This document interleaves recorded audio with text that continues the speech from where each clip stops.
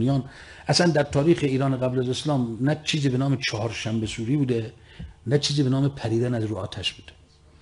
قداست آتش پیش زرتشتی‌ها که در یک دوره‌هایی به آتش پرستی هم تبدیل شد و به دوگانه گرایی که این جهان بین اهریمن و اهورامزدا تقسیم شده و مفاهیم مثل چی تابوی چی نیست، خدایان، اصلا این قصه هایی داره ایران قبل از اسلام. اگر اینا که میگن ایران قبل از اسلام یه آرمی درست کردن سلطنت طلبا به عنوان چیز میدن، اون میدونین اون اصلا اون خدای به حساب بوته، چون سواد که ندارن.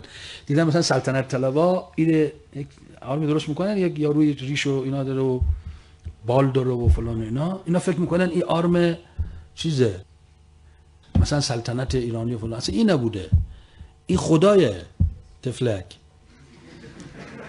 این خدا به چشم با ریش و عصا و چشمای بزرگ و کلاه و این خدای بوته، این مال دوران بت پرستی و این چیزاست. خیلی از اینا اطلاعات ندارن به اسم ایران قبل از اسلام و این حرفا میگن. دقت میکنید؟ من میخوام بگم ببخشیم مشکل بیسوادی توی قضایا ما داریم. ساسانیان اینطور بودن. سنت های ایرانی، آقا ایران قبل از اسلام سنت های خوب داشته، سنت های بد داشته.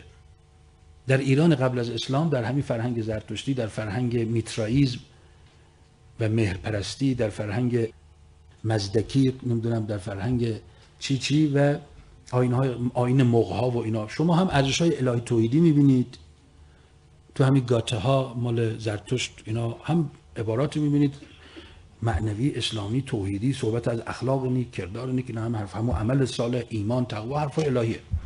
هم خرافات و شرک مطلق می‌بینید. مگه هرچی ایرانی است چون ما ایرانی بودیم؟ اولا که شما بدونین اکثر شماها از نژاد آریایی نیستین، بی خود دلتون رو خوش به هیچ چیزا نکنین دیگه، وقت که نیست. هیچ نژاد خالصی وجود نداره، ضمن که نژاد آریایی هم توفیع نبوده، مثل بقیه نژادا بوده. یک جوری میگه نژاد آریایی، یه بخش مهم از دوران در نژاد آریایی بت پرست بودن، یه مدتی گاو پرست بودن. نژاد آریایی میدونین جزو آییناش مثل هندوها ریشه هاش یکیه، هندو آریایی. اینا ادرار گاو رو به عنوان یک نوشابه مقدس میخوردن آریایی‌ها. حالا اگه دوست داری برو آریایی باش. اصلا آریایی بودن، نمیدونم نژاد آریایی نه یک افتخار نه یک ننگه. همه نژادها نقاط مثبت داشتن، نقاط منفی. ارزش‌های الهی در ایران قبل از اسلام هست که اسلام 100% تایید کرد. مثلا جزء سنت ایرانیان قبل از اسلام یکیش هم این بوده، ازدواج با مادر و خواهر. خوبه؟ ازدواج با محارم، این دو جزء فرهنگ ایران. استدلالشون هم این بود برای که نژادمون خالص بمونه. اگر با خواهر مادر خودمون ازدواج کنیم نژادمون خالص میمونه، بیگانه نیست دیگه توش. پدر با دختر، ازدواج پدر و دختر رایج بود در ایران قبل از اسلام. این خوبه؟ نژاد آریایی و ایران، اولا ما نژاد خالصی نداریم، هیچ کسی نژادش قابل اثبات نیست. اینقدر این نژادا قرقاتی شده، حالا من نمیگم خر تو خر اینا چون توهین میشه، ولی اینقدر نژادا شیر تو شیر و قاطی پاتی شده. یه وقت یک کسی میاد از ایران باستان دفاع میکنه، نژادش مثلا مغول هستن، اصلا به تو چه مربوطه ایران باستان؟ بعد یک کسی میینه مثلا توی الان عربه، به زبان عربی صحبت میکنه، نژاد خالص عربیت و عروبیت و فلان. من مثلا یه طرف مال دهات اطراف مثلا همین مشهد و جای ماه، اینقدر نژاد خالصی وجود نداره. یک، به نژاد نه افتخار باید کرد نه خجالت باید کشید. در فرهنگ قبل از اسلام ایرانیان قبل از اسلام زرتشتی نبودن، اصلا همه زرتشت دین حکومتی بود. یه بخشی از مردم در ایران، بخشی از مردم شرق ایران همه بودایی بودن، غرب ایران مسیحی بودن، بخشی از مردم مزدکی بودن، بخشی از مردم هر چقدر اصلا دین نداشتن، یک بخش کمتری یهودی بودن. اصلا این حرفا نبوده. این آرم خدایان شرکه، یعنی شرکش مثلا جزو خرافاته. شما برید تو آیین‌های ایران قبل از اسلام برید ببینید، حتی تازه جناب زرتشت که ما او رو مسلمان‌ها او رو گفتن پیامبره و زرتشتی‌ها رو گفتن مثل مسیحی یهودی اهل کتاب، منتها کتاباشون تحریف شده مثل انجیل و تورات، شرک و توحید قاطیه. خب جناب زرتشت تازه آمد اصلاحاتی کرد این حرفا رو، بعد دوباره بعد از او همون حرفا رو به اسم زرتشتیگری زدن. حالا شما برید ببینید ادیان قبل از اسلام در ایران، ببینید چه چیزاییه. یعنی ایران باستان، خجالت میکشه آدم از. خدای نمیدونم چی و خدای چی آشتی کرد، این خدا با اون خدا خیانت کرد، این خدا رفت زن اون خدا رو گرفت، بعد اون ناراحت شد آمد انتقام گرفت از بابای این خدا. اینا ایران قبل از اسلام خب از این حرفا هم زیاده دیگه. ببینید